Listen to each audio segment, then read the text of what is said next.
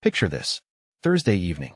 You're standing in your own kitchen, holding a bag of takeout, her favorite Thai place, the one with the green curry she always got excited about.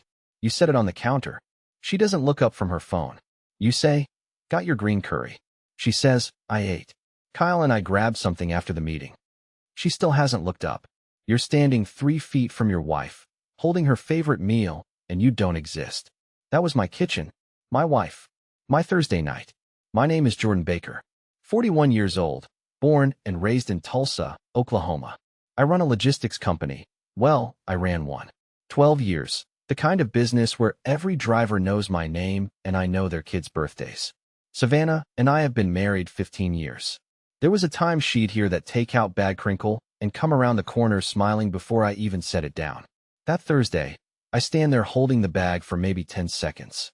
Then I put it in the fridge and walk to the back porch. Sit on the step. Don't turn on the light. Here's the thing about being married to someone who stops seeing you. It doesn't happen all at once. It's Tuesday, she doesn't laugh at the truck route story anymore. It's Wednesday, she interrupts you to tell you what Kyle said at lunch. It's Thursday, she eats without you and doesn't think to mention it. Kyle Nelson, 34. Her business partner at the consulting firm. Polished, sharp, the kind of guy who wears a vest to a Tuesday meeting and somehow pulls it off. I don't hate Kyle. I don't know him well enough to hate him. What I know is that his name shows up in every conversation my wife has, and mine doesn't show up in any of hers. Friday morning. I'm at the kitchen table going through Chapter 11 paperwork. My business is restructuring, which is a polite way of saying it's dying slowly enough to require legal documentation. Savannah comes downstairs, pours coffee, glances at the papers. Still on that. It's a bankruptcy filing, Savannah. It doesn't resolve itself over coffee. She shrugs. Kyle says most small logistics companies fold within 5 years anyway. You made it 12. That's something. She says it like she's being generous. Like she's quoting a statistic that should comfort me. I look at her. She's already scrolling her phone. Kyle says a lot of things about my business for someone who's never loaded a truck. She doesn't respond. Just takes her coffee upstairs. That weekend I tell her the business is officially done. Chapter 11 didn't save it. I sit across from her at the dining table, the same table where we signed the mortgage 14 years ago, and tell her the company I built from a single truck and a cell phone is gone. She pauses, puts down her fork, looks at me with an expression I can't quite read. Then she says, "My mom always said you weren't ambitious enough." She picks up her phone and starts texting. I look at the TV in the living room. Men's Final Four bracket on the screen. Someone's upset about the seedings. The commentators are going wild. I stare at it and feel absolutely nothing. Stay with me here. The week after the business folds, Savannah starts therapy, which sounds like progress until I ask her about it. How was the session? Fine. What are you working on? It's personal, Jordan. We're married. Your personal is kind of my personal. Not this. My therapist says I need space to process without performing for an audience. I'm your husband, not an audience. She picks up her keys. I have a call with Kyle about the Henderson pitch. Don't wait up. The door closes. I'm standing in the hallway holding a dish towel. 15 years ago, I carried her through that door on our wedding night, and she laughed so hard she almost hit her head on the frame. Now she walks through it like I'm part of the architecture. That night, I'm at the 24-hour diner off Highway 75, the one with the cracked vinyl booths and the coffee that tastes like it was brewed during the Clinton administration. Dana Owens works the counter. She sets down my usual black coffee, ham sandwich, no pickle, without me saying a word. "Rough one?" she asks. Define rough. You're here on a Tuesday. I almost smile. Yeah, rough one.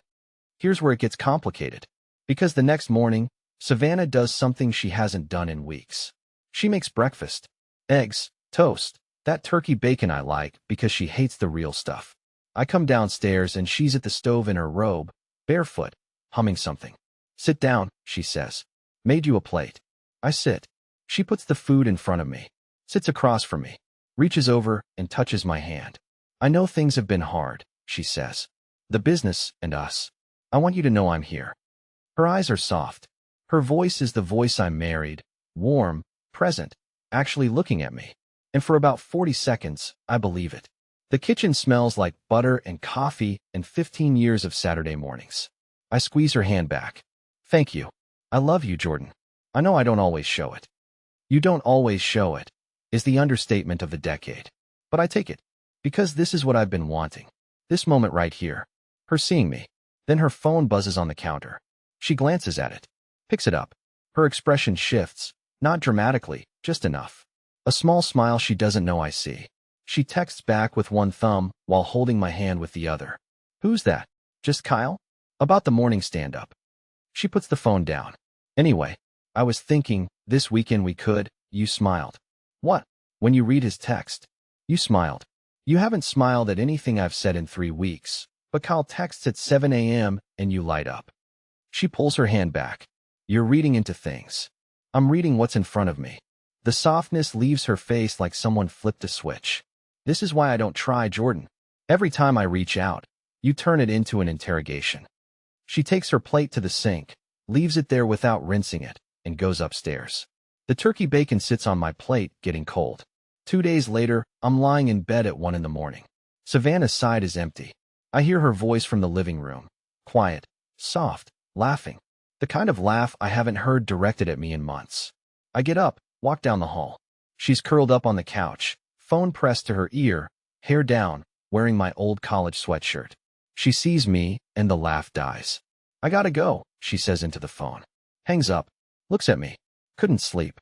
Was just venting to my sister. Your sister's in Portland. It's 11 there. She's a night owl. I nod. Walk back to bed.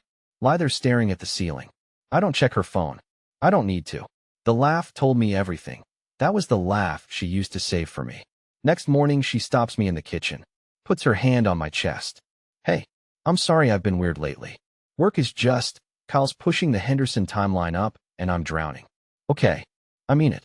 I know I've been distant. I want to be better. She kisses me on the cheek, squeezes my arm, and she smells like the perfume she wore on our 10th anniversary, the one I bought her at that shop on Cherry Street. I feel something crack open in my chest. Maybe she means it. Maybe the midnight call was nothing. Maybe I'm the one making this harder than it needs to be. Let's do dinner tonight, she says. Just us. I'll cook. She doesn't cook. At 6 p.m. she texts. Kyle needs me for the pitch revision. Tomorrow? Tomorrow never comes. Saturday. Dinner at Larry Morris's place. My oldest friend owns a bar downtown. The kind of guy who says what you already know but won't say out loud. 4 couples around the table, steaks on the grill. Somebody brought that peach cobbler that always disappears in 10 minutes. I'm telling a story about a supplier who shipped us 800 rubber ducks instead of engine gaskets. It's a good story. The table is laughing. Savannah cuts in mid-sentence. Oh, that reminds me. Kyle closed the Draper account yesterday. You should have seen his presentation. Sorry, babe. It's just, you had to be there. The table goes quiet. Larry's wife Hannah looks at her plate. Larry looks at me. I can feel his eyes saying what his mouth won't. Not here, not tonight. I set down my fork. Savannah, I was in the middle of a sentence. I know. It was relevant. It wasn't. She blinks. The silence holds for 4 seconds that feel like 20. Then Hannah asks if anyone wants more wine, and the table slowly unfreezes. On the drive home, Savannah doesn't speak for 10 minutes. When we pull into the driveway, she says, You embarrassed me in front of our friends. You interrupted me to talk about another man. In front of our friends. Kyle is my business partner. Kyle is in every sentence you say, and I'm not in any of them. She gets out of the car, slams the door. By midnight, she's blocked me on Instagram. I find out when I try to tag her in a photo of the house, a sunset shot from the backyard, something I thought she'd like. I text her, Did you block me? No response. I check, blocked on Instagram, still connected on everything else. A surgical removal from exactly one platform. Sunday morning she unblocks me. Doesn't mention it. I'm making eggs and she walks in like nothing happened, like a whole night didn't pass with me erased from her digital life. Want some? I ask. Sure. Scrambled. I make her eggs. Set the plate down. She eats. We don't talk about it. This is the 4th time in 2 months she's blocked me after a disagreement. Block, wait, unblock, pretend. Like a reset button for conversations she doesn't want to have. Savannah. When you block me instead of talking to me, the next conversation isn't going to be about eggs. It's going to be about whether we need these conversations at all. She looks up. Something crosses her face. Not anger, not guilt. Calculation. Like she's running probabilities. Then she says, "You're so dramatic, Jordan. It's just Instagram." I don't respond. I take my coffee to the porch. Monday. She texts me while I'm in a meeting with my accountant, sorting the last of the bankruptcy paperwork. "Do you still love me?" I stare at the message. Type back, "Yes." 6 minutes later, "Really? Because you've been so distant. I'm in a meeting about the business we just lost. I'll be home for dinner." "Okay, just checking." She asks me this every few days now. "Do you still love me?"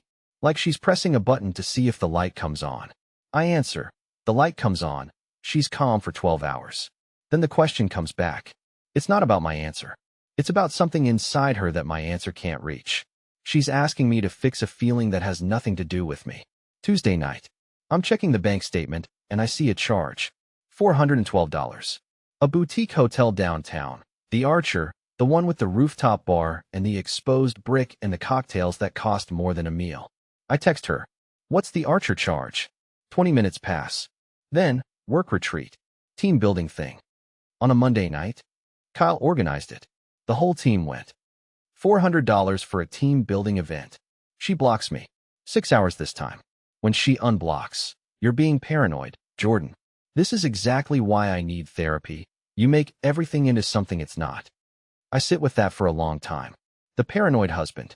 The dramatic husband. The husband who sees things that aren't there. Except the Red Sox are playing the Guardians on the TV, and I'm not watching. I'm doing math in my head. The hotel charge. The midnight calls. The therapy she won't discuss. Kyle in every story. My name in none of them.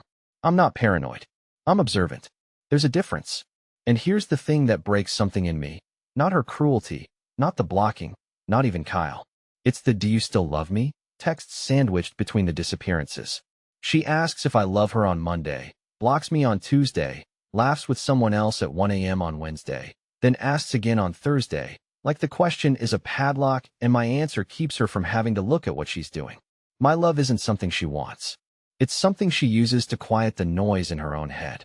I answer the question one more time. Yes. And I realize my answer holds her steady for exactly as long as it takes her to forget she asked. Wednesday. The diner. Rain against the windows. That heavy Oklahoma spring rain that turns parking lots into rivers. Flood watch scrolling on the TV. Half of Tulsa County under advisory. I'm in my usual booth, telling Dana the story about my first truck route. The one where I took a wrong turn in Broken Arrow and ended up delivering pallets to a veterinary clinic instead of a warehouse. Savannah used to laugh at that story until she cried. Dana laughs. Really laughs. Covers her mouth. Shakes her head. And it hits me like a truck I didn't see coming. Same story. Same delivery. Same me. Savannah didn't stop laughing because the joke got old. She stopped because I did. That irritation she'd been showing, the sighs when I talked, the eye rolls at my jokes, the way she'd leave the room when I told a story she'd heard before, that was never about what I was doing. It was about her not wanting to be here anymore. I didn't change. Her feelings did. And she was punishing me for not reading a mind she wouldn't open. You know that feeling when the math finally adds up, and you wish it didn't? Bus stop bench across the street. Rain falling hard enough to bounce off the concrete. 3 buses pass while I sit there watching through the window. Nobody's waiting on that bench. Nobody's stuck. I catch myself thinking about Dana. Not in any serious way. Just that she remembered my sandwich order and laughed at my story. That she noticed I was here on a Tuesday. And that scares me. Not because it means something. Because the fact that basic human attention from a waitress feels like sunlight means I've been living in the dark, and I didn't even realize how cold it got. I don't act on it. I don't even let the thought finish forming. But I file it away as evidence. Not against Savannah, but for myself. I deserve to be noticed by the person I come home to. Thursday. Savannah comes home with a speech prepared. I can tell because she's using her even voice, the one that means she rehearsed in the car. "Jordan, I think I need some space. Just a week. I want to stay at Megan's apartment, clear my head. I think it would be good for both of us. I know 3 things. 1. Megan's apartment is 3 blocks from Kyle's condo. 2. Savannah hasn't mentioned Megan in 4 months. 3. Just a week, from a woman who blocks me every time I ask a question, means she's already packed a bag in her mind. Take 2. I say. Her face changes. Fast. She was ready for an argument, ready for me to beg, to negotiate, to ask why. She was not ready for permission. What? Take 2 weeks. You said you need space. Take real space. Okay. That's generous. It's practical. She stares at me for a long beat. Something flickers behind her eyes. Confusion, maybe fear. Then she nods, goes upstairs, starts packing. I hear the suitcase wheels on the hardwood. The sound of a decision she thinks she's making but already made months ago. The front door closes at 7:42 p.m. At 7:43, I call Larry. She's gone. Left 5 minutes ago. You okay? I need Caleb Reed's number. Silence on Larry's end. A long one. Then, divorce attorney. Jordan, I've had his card in my wallet for a month waiting for you to ask. I'll text it. Here's what Savannah doesn't know. I've been watching for 2 months. Not spying. Just paying attention the way she stopped paying attention to me. The blocked Instagram, I screenshot the notification every time. The hotel charge, I pull the full statement and cross-reference it with her calendar, and the team building night lands on a Monday when her office calendar shows no events. The midnight calls, I note the dates, the durations, the pattern. Always between 11 and 1. Always followed by a morning where she's strangely gentle. The therapy she won't discuss, I don't need to know what she says. I need to know that the door she's closing between us gets thicker every week. While she's finding herself, I'm meeting with Caleb Reed. Quiet man, gray suit, office above a sandwich shop on Cherry Street. The kind of lawyer who doesn't raise his voice because he doesn't need to. We separate the finances. We document the timeline. My business went through Chapter 11, which means the restructuring already legally separated my personal assets from the company. Everything I own sits inside a newly formed LLC. On paper, I look like a man whose business collapsed and took him with it. In reality, I'm organized in ways she never bothered to check. The bankruptcy was real, but the restructuring isn't just about saving a business. It's about saving myself.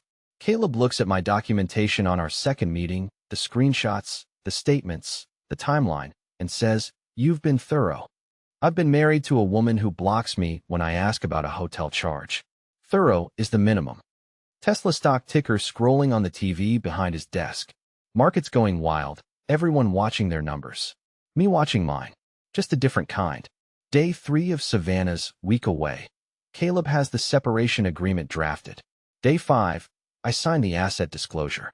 Day 7, the day she's supposed to come back. I have the lease termination notice ready. The documents sit in a manila folder on the kitchen table. She doesn't come back on day 7, or 8, or 9. Day 10, she walks through the front door with a tan she didn't have when she left. Her hair is different, shorter, lighter, the kind of change you make when you want to feel like a new person. She's wearing a blouse I've never seen. She sets down her bag, takes a breath. I can see her centering herself, finding her opening line, the way she used to prepare for client presentations. Jordan, I've been doing a lot of thinking. About us. About where this is going. I think we need to have an honest conversation about. I agree. She stops. I'm sitting at the kitchen table. The manila folder is in front of me. Here's where it's going. I slide the folder across the table. She opens it. Separation agreement. Asset disclosure showing everything in the company's name. Lease termination notice. Caleb Reed's letterhead on every page. The color drains from her face like someone pulled a plug. She flips through the pages. Her hands start shaking. You can't just. You asked for a week. I gave you 2. Caleb Reed drafted this on day 3. This isn't, Jordan, this isn't what I meant. I meant we should talk, work on things, maybe see a couples therapist. You started therapy and wouldn't tell me what you discussed. You blocked me 5 times in 2 months. You charged $400 to a hotel and called me paranoid for asking. You interrupted me at dinner to talk about Kyle. You told me my dead business proved your mother right. I pause. Let each one land like a nail being driven flush. You wanted space, Savannah. I'm giving you all of it. Her eyes fill. I made mistakes. I know I made mistakes. But this, Jordan, this is so cold. This isn't you. This is exactly me. You just haven't been paying attention. She sits down hard in the chair across from me. Mascara starting to run. She tries anger. You planned this. You were just waiting for me to leave so you could. I was waiting for you to leave because you were always leaving. The suitcase just made it official. Then bargaining. What if I end things with, what if the Kyle situation isn't what you think it is? I didn't mention Kyle. She freezes. You said the Kyle situation. I talked about a hotel charge. You connected those dots yourself, Savannah. The silence that follows has physical weight. The kind you feel behind your sternum, pressing against your ribs. She puts her face in her hands. When she looks up, her face is different. The mask is gone, not the anger mask, not the bargaining mask, but all of them. What's underneath is smaller than I expected. Jordan, I'm scared. And for a moment, just a moment, I see her. Not the woman who blocked me, not the woman who quoted her mother, not the woman who laughed with someone else at 1 a.m. I see the woman I married 15 years ago, 38 years old, sitting at our kitchen table, raw and frightened and very, very young. I know, I say. So was I? For months. You just never asked. She cries. Real tears this time, not the strategic ones, not the kind designed to reset a conversation. The kind that come when you realize you walked away from something you assumed would wait forever, and the door locked behind you. Can we just slow down? Talk about this. We are talking. This is the first honest conversation we've had in a year. She wipes her eyes, looks at the folder, looks at me. You were never going to let me talk you out of this. No, even if I said everything right tonight. You said everything right for 15 years, Savannah. Then you stopped. And when I noticed, you told me I was dramatic. She nods slowly. Something in her shoulders drops. Not peace, not acceptance. The moment you stop fighting gravity and let yourself fall. What happens now? Caleb walks you through the agreement. You get the house until it sells. I've already signed my half. Where will you go? I'll figure that out. She picks up the folder, holds it against her chest like it's the only solid thing in the room. Walks upstairs. The bedroom door closes quietly, the quietest she's closed it in months. 3 days later, Savannah texts Kyle. Tells him she needs a place to crash while things get sorted. Kyle doesn't respond for 9 hours. When he does, that's a lot. Maybe talk to a professional? The man who understood her ambition better than her husband ever could can't even offer a couch. I'm at the diner. Tuesday night. Tesla stock ticker scrolling across the TV above the counter. Red Sox playing the Guardians, and someone at the end of the counter is way too invested in the 7th inning. Dana sets down my coffee without asking. Black, no sugar. Outside, rain again. That same heavy Oklahoma spring rain. Across the street, the bus stop bench sits empty. 3 buses come and go while I'm sitting there. Nobody waiting. Nobody stuck. I take a sip. The coffee's terrible. Always has been. It's perfect. She didn't look up when I brought her the green curry. 15 years together, and she couldn't even look up. Turns out that was the last meal I'd ever bring home for her. I just didn't know it was goodbye until I said take 2. Dear listeners, that's our ending. If it resonated, subscribe to support the channel. See you next time.